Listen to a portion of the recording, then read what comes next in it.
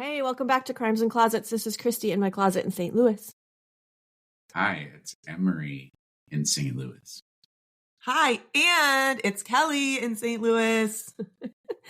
Hey guys, Beth is not recording with us today. She is on the episode, but not on the intro because she is traveling for the holidays. And so I brought two guests for my intro. So And also, Beth is really hungover today, and that's actually why she's not recording. Oh gosh, stop it. I mean, I don't know. Good possibility. But anyways, so it's a new year. This is the first episode of 2024 and it's falling on January 1st. And that's really exciting. And we just thought we'd pop in really quick and say hello for, to start the episode. And also in our family, we have a little bit of a tradition that Emery's going to explain. And then we're going to kind of put it into practice here. Oh yeah, it's a pretty simple tradition, which is each night we try to eat dinner as a family if everyone's home. And we start dinner by going around the table and each person shares their favorite part of the day. And it usually yields several minutes of conversation about, favorite part of the day. So rather than it being a dinner complaining about the day or complaining and bickering at each other, we at least get some good things on the table. And so that's our tradition. And then several points throughout the year, like on birthdays, we'll say, what's been your favorite part of the year or whatever. Or of that person. Yeah, for that favorite, person. Yeah. Mm-hmm. That kind of stuff. Yeah. Yep. So we are going to do that now. We are going to each tell you our favorite part of the year, 2023. So I don't know if you want me to start. Yeah. Yeah. Yeah. And then the audience can chime in too with their favorite part. Yeah. We'd love for you to comment on social media or whatever and let us know what your favorite part of the year is. Or maybe Beth will put a post up and ask what your favorite part of 2023 was. Who knows? Yeah, when she wakes up. Okay, well, so we did think about this before doing this. So this was a little bit, we had to think because it's an entire year, 12 months. But my favorite part of the entire year was senior night, which we spoke about on another intro. And my oldest is a senior and they do a thing for sports on the last home game of the season and they honor them and the parents walk out with them and you get flowers and they talk about what their plans are for next year. And we had so many people come into town. I don't even remember how many it was, but like grandparents, both sets of grandparents, several different friends. Different states. I was there. Yeah. Kelly came in. Came from 5 or 6 different states. Yes. Yeah. Just for that night, to see him for that night. And that was just really cool and awesome. So that was my favorite part of the year. Who's next? What about you, Kelly? Oh, well, my favorite part of the year, that was a good part of the year too. Because it's always fun visiting here. Mm-hmm. But my favorite part of the year was going to Napa with Christy and a couple other girls and cheering Christy on in a half marathon that I did not run in, but it was fun. Still cheering her on. And we went to some cool wineries and stayed in a castle. That was really cool. It was just a fun time with my bestie. Yeah, that was a good one. I like that. How about you, Emery? Napa is my favorite auto parts store. Yeah. And so we had a work-related trip over the summer that we pre-extended. So we went out early in order to be there. And it was in Oregon. And I had heard that the Oregon coast was a really beautiful place. The weather is kind of volatile there because it's not generally really warm, like beachy type vibes, and it's windy and all that. But we drove to the coast from Portland to a town called Cannon Beach, and we were able to find a house that was right on the beach, looking out at a famous rock, which Christy might tell you about. But it was just a beautiful place. We went hiking. The weather ended up being pretty spectacular. According to the locals, warm, sunny, so the water sparkled and beautiful sunsets at night. I had also been coming off of hip surgery, so I was starting to feel physically much better. The kids were happy and were spending time together. So it was just a really beautiful place. and super happy memory. And anyone who hasn't been to the coast in Oregon, to Cannon Beach specifically, if you have interest, just know that we recommend it highly. Oh my gosh, yes. And it's also the Goonie Rock. It's my favorite part. favorite rock of the year.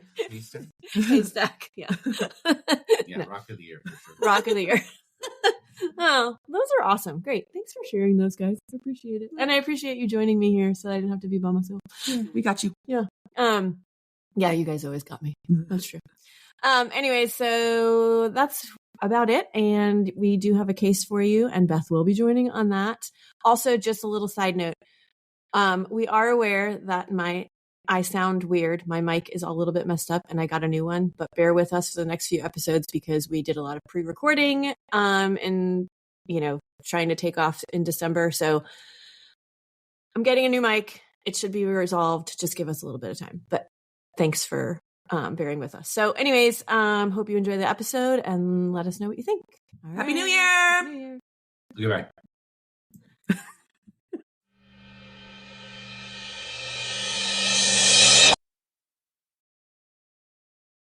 This case was sent to us by our listener, Lisa. Hello, Lisa. Hello. She sent it to us, I think, on Instagram. Yeah, I believe. I found she has no personal connection to the case, just saw it and didn't think there was a whole lot out there on it. And there isn't. And so it'll be fairly cut and dry and open and shut and quick. Okay.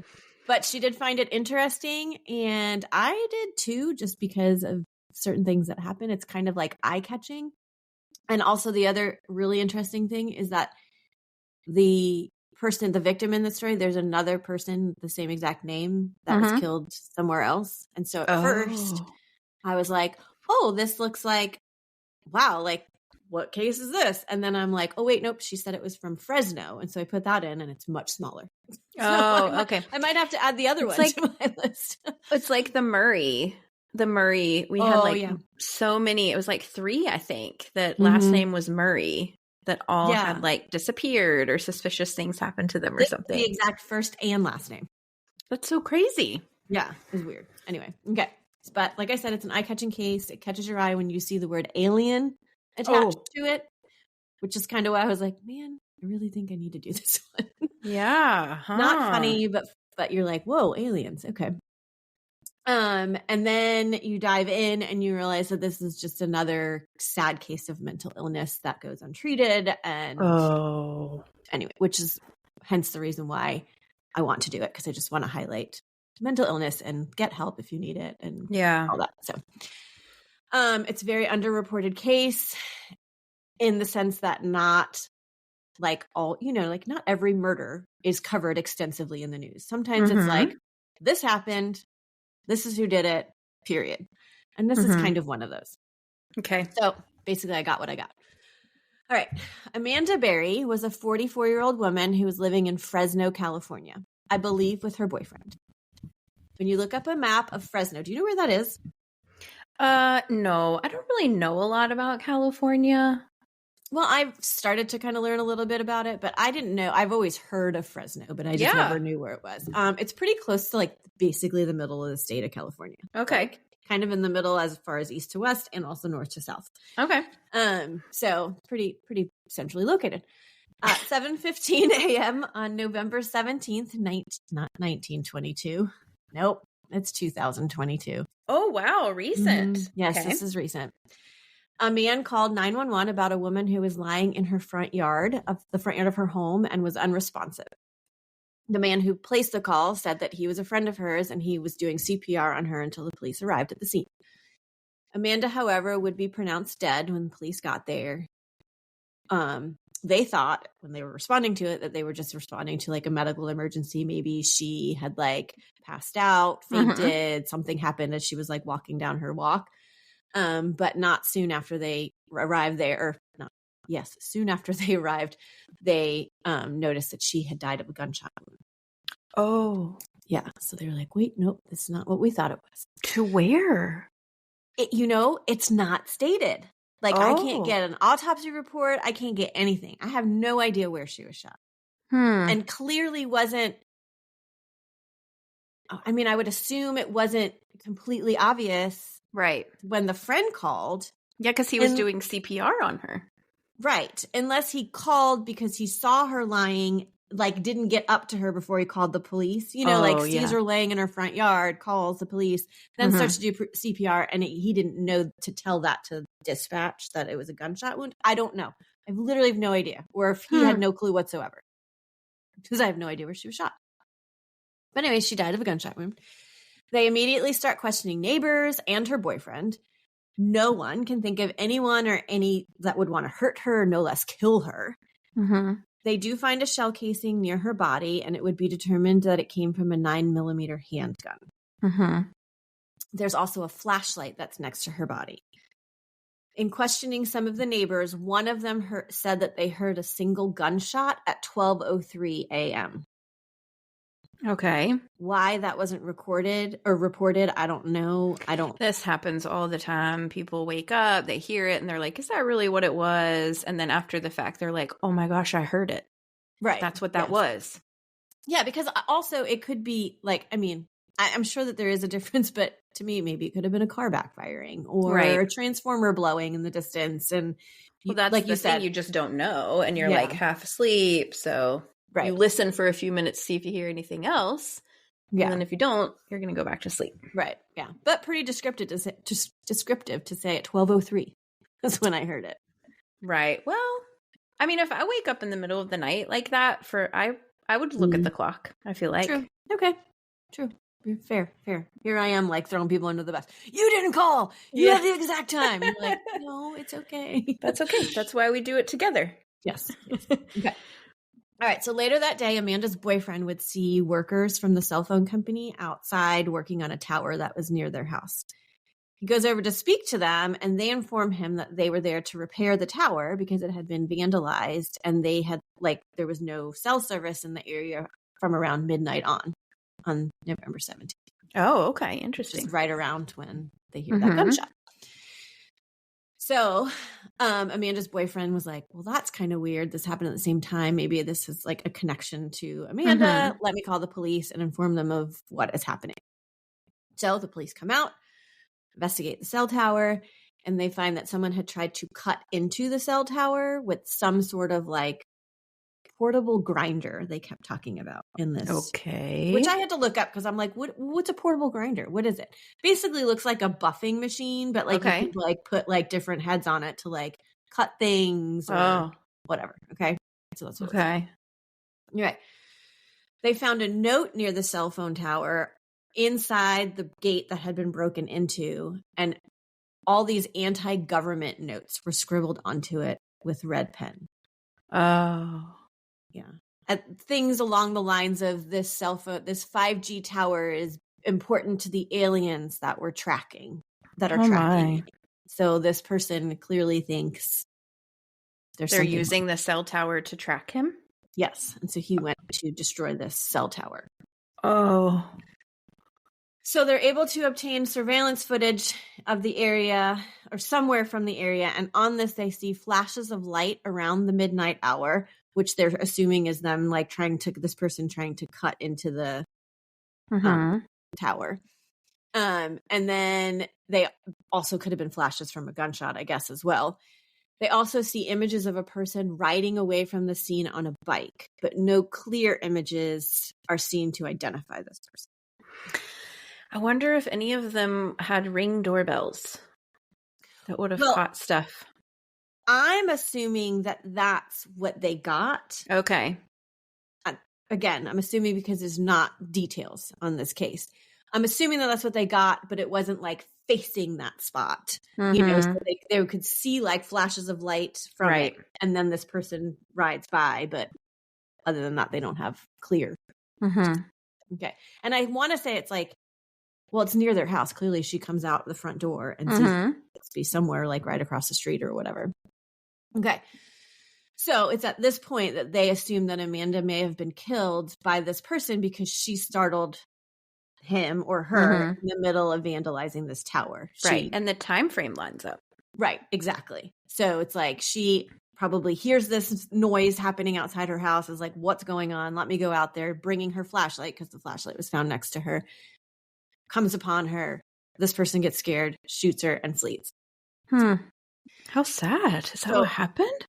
Well, yeah, as far as we know, that is what happened. And this is a total, like, just wrong place, wrong time. Like, came out of your house at the wrong time because this person is not connected to Amanda at all. Whoa, that is terrifying. I know. It makes me not want to go and investigate a noise that's outside my house. Well, yeah, exactly. Yeah. Stay in my bed. Exactly. So they don't really have much to go on because all they have is that footage. They can't identify them. There's not like they have a license plate on the back of the bike or anything. This is a bike. Right. So the case just kind of like fizzles out. They my gosh. investigate some leads, but they can only go so far. Just kind of fizzles out after a couple weeks. That is until December 6th, 2022, when police get reports of shots fired and they go out to the area of Belmont Avenue and North Wintergreen Avenue, which is about 3 miles from where Amanda's house was. Mm-hmm.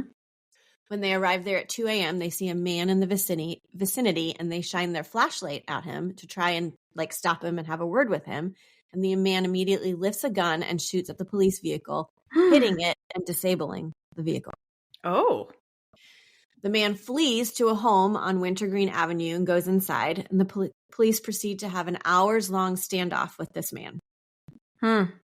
They surround the house and try to make a plan to get him out, and at some point they get a call from someone, again, don't know who informs them that they believe that the suspect in the house that they're in, that his parents are also in that house. And so please be on the lookout, like when you are making your plan to like get him, know that there are some innocent people in the house. Yeah, as well. hostages, essentially. Yeah.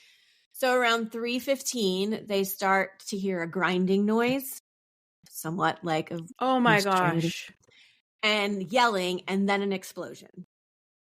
So police start to use drones to look for the suspect on the property, and it was determined that he was outside the home. Where? I don't know. And like, why is he just standing there? I have no idea. But they determine he's outside the home. And so they rush in and they smell the strong smell of gas throughout the house and realize that the stove burners had been left on. But they would also soon find out that there was a 500-gallon propane tank on the property that their suspect had intentionally damaged with his grinder. 500 pounds? Yes. Is that what you said? 500-gallon. Oh. Propane tank. Whoa. In one article, it says there was a 5-gallon one and then also this 500-gallon one. But anyway, regardless, there's these propane tanks on the property that he's cutting into.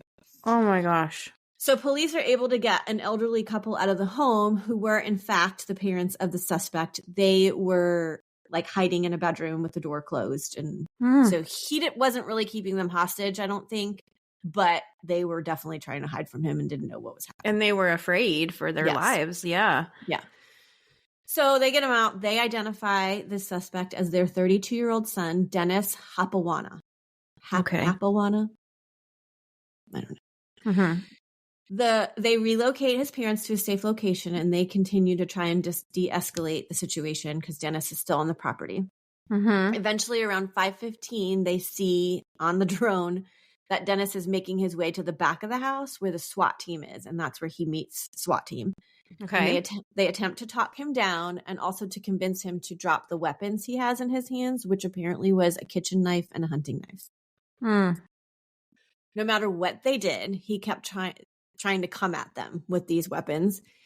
So the police eventually fire a beanbag round, which I have absolutely no idea what it was, so I had to look it up.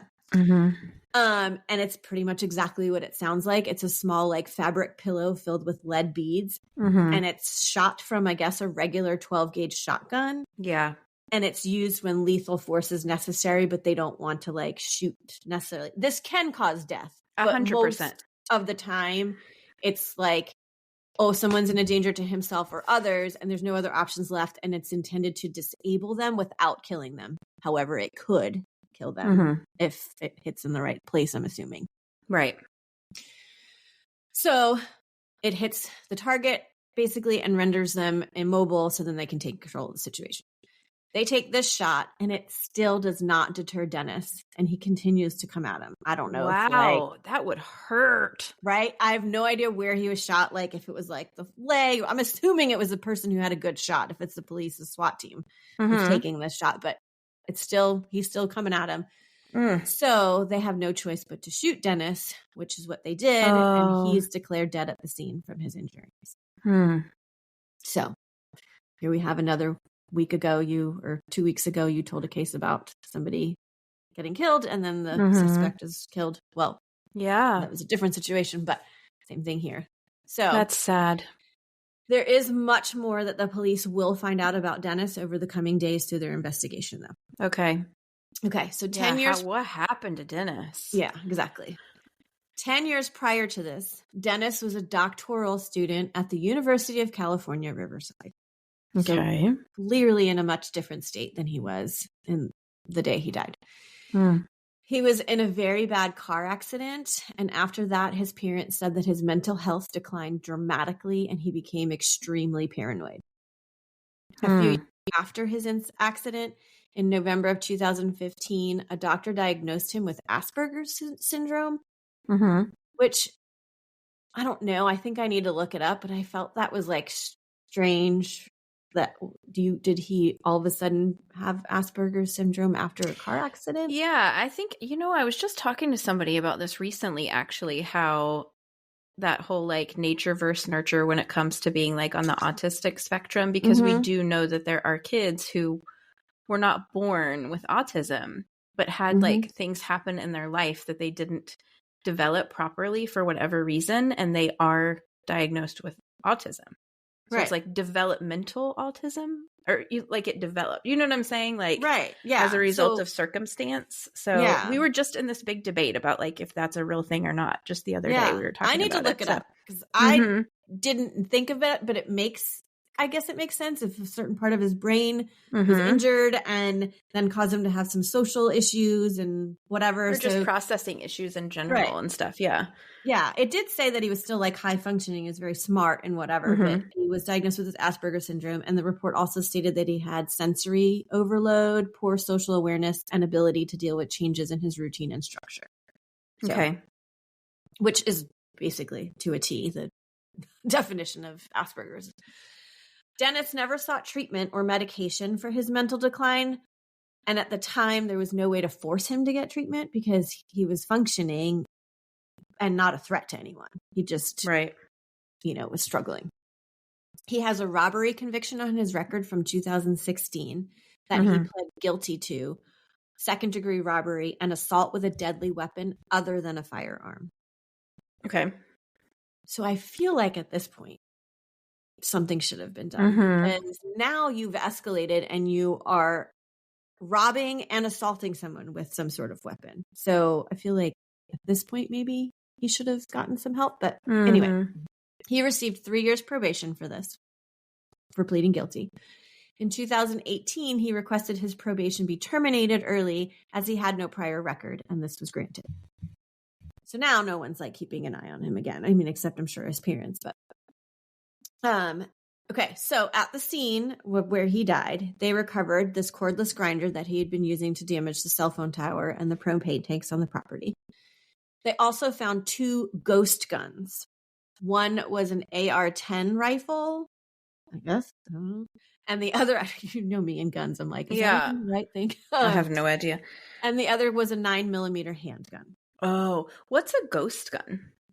Literally, my next thing is, do you know what a ghost gun is? No. Because, again, at first I thought it was a brand, but then when you listed 2 different types of guns, I was like, well, that must not be what it is, but okay. So basically, I want to look this up. They are handmade guns that you put together by ordering different pieces off the internet. So they're not like registered. Yes, there are like, they're 100% illegal, and the parts that you order have no serial numbers and are not registered to anything. Oh, okay. So basically, that's why they're ghost guns, because it's like they don't exist. They're ghosts. Anyway, so somehow over time, he's ordering these parts over on the internet and putting these guns together.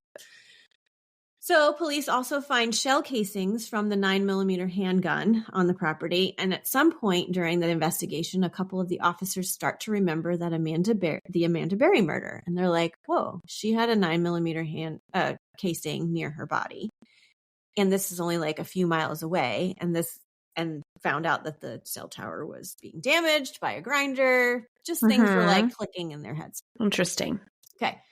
At the home, they also found notes with similar rants written on them in red ink.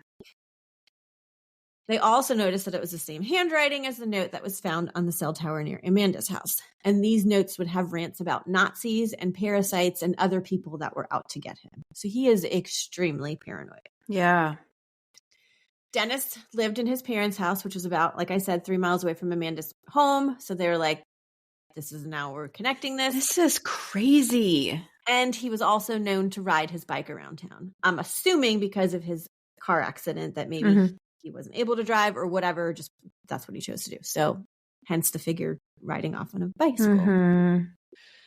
So here it seems like they're just tying these two cases together. And the final it's really 3 cases.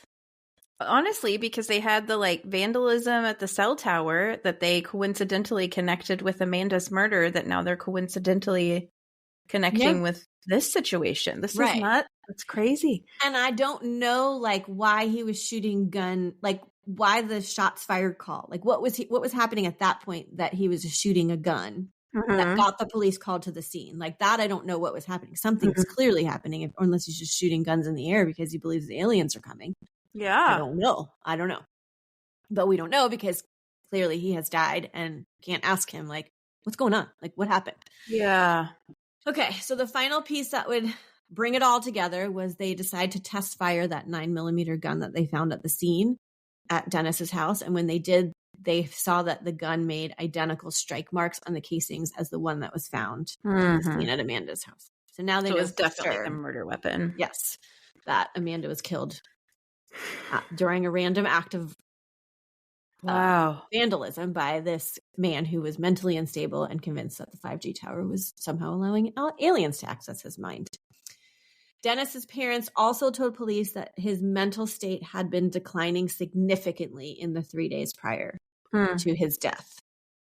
So I'm sure possibly shooting and killing someone did not help his mental state. I'm sure it was already in decline, but they said it was seriously in decline those 3 days, and it had been like weeks before. So anyway, it's a really sad case because 2 lives were lost basically due to this mental illness. Amanda, who was in the wrong place at the wrong time, and Dennis, who clearly snapped for some reason or another. He was so paranoid and ill that he couldn't like just drop his guard down to even surrender at the time that police were trying to get him. So it just is super sad. And he never wanted help. He never wanted to take medication. And I just felt like I said, this is a really quick, concise case, but like, I just felt it was important to like, let's get rid of the stigma of mental illness. Like go get help. People need to just get help. Watch out for those that you love that might need help. Seek help yourself. If you notice a significant decline in someone's mental state, somehow try and get them help, even if it's like they're unwilling to get it. Encourage them to do anything in your power to get them help and police were also unaware of his diagnosis and mental state at the time that they shot him. Right. I don't know if it would have changed. I was going to say, would that have changed it? Because he was still coming at them, but I don't know.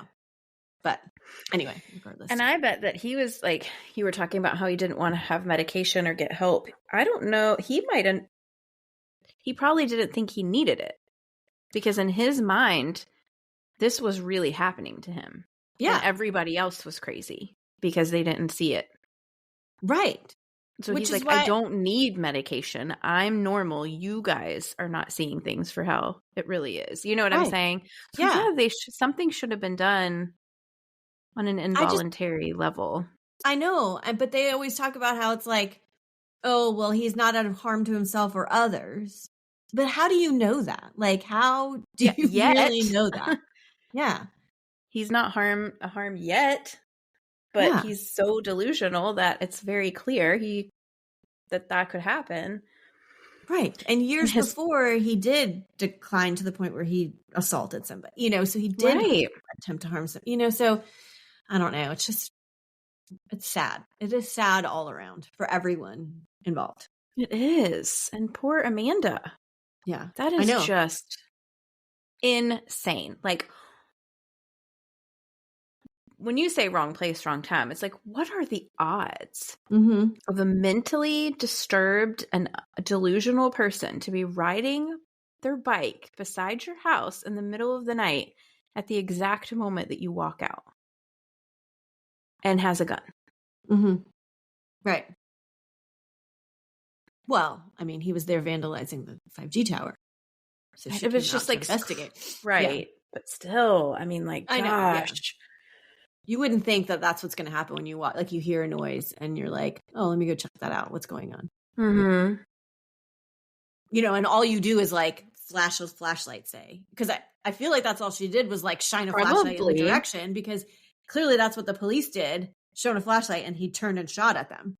Mm-hmm. So, yeah. So did you happen to see or read anything about her family and like what have they spoken out at all about?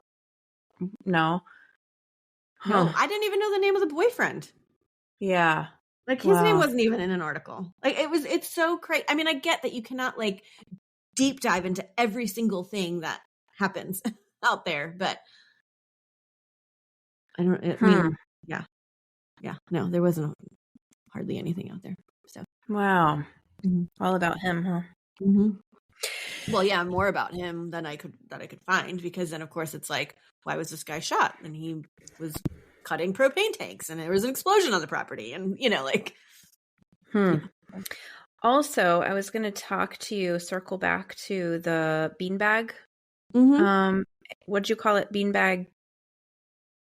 Beanbag round or something like that. Yeah. So we had a situation here in Raleigh that, I don't know if you heard about this, but that was a young kid who ended up shooting several people like in and around his neighborhood. And they said he was like somewhere in a building and was like shooting at the cops and stuff like that. I'm serious. I want to say he was like 14. And they sent in a robot with a beanbag round to shoot, and it killed him. Oh, wow. Because I guess it just hit him the wrong way, or it was too close or something like that. But it ended up killing him. And he was really young. He killed several people. Austin Thompson was his name. I feel like I remember hearing about it. It was a really big case here a couple of years ago. Yeah. So, but yeah, so it definitely can. You don't want to get shot with one of those, for sure. No, for sure. No. But it's crazy that it didn't stop him. Right. Mm-hmm. Wow. Okay. Well, thank you for that, Case. It is quite the episode to start out the year. Right? I know. Oh, that's right. It's 2024 coming in hot. Yeah. Mm-hmm. Interesting. Well, thank you so much, Lisa, for sending the case in. That was very interesting and very sad. And we do always like to highlight any situation that we feel like might make things better, and the mental health things that you said is absolutely spot on. So yeah, thank you very much for diving into that as well as you did, and for telling Amanda's story. I'm glad they found him. I'm glad they were good police work, connected it all together, and they know who and kind of why, but not really. It's just so random and scary and sad. So sad for her family. Thank you guys for joining us. We're in another year. I know. It's crazy. So we're going to be year 4 pretty soon for us, our 4-year podiversary in a couple months. That's wacky. Yeah, we'll have to figure out what we're going to do. We appreciate you guys very much. And so we know that we're going to come back every Monday because that's what we like to do. We have a Patreon, super fun things going on over there. If you like what you hear and want more, that's just $3 a month. We hope everybody had a great holiday season. And come find us on Instagram and Facebook. And we have that thread thing. Is that what it's called? Threads or whatever. I do post to that. So we've got it. So yeah, come find us on all things. Let us know what you think. Let us know how your New Year's was. Probably everybody slept in this morning, so yeah. That's cool. Let us know what you did. And always remember, the world is scary. People suck. Hide in your closet.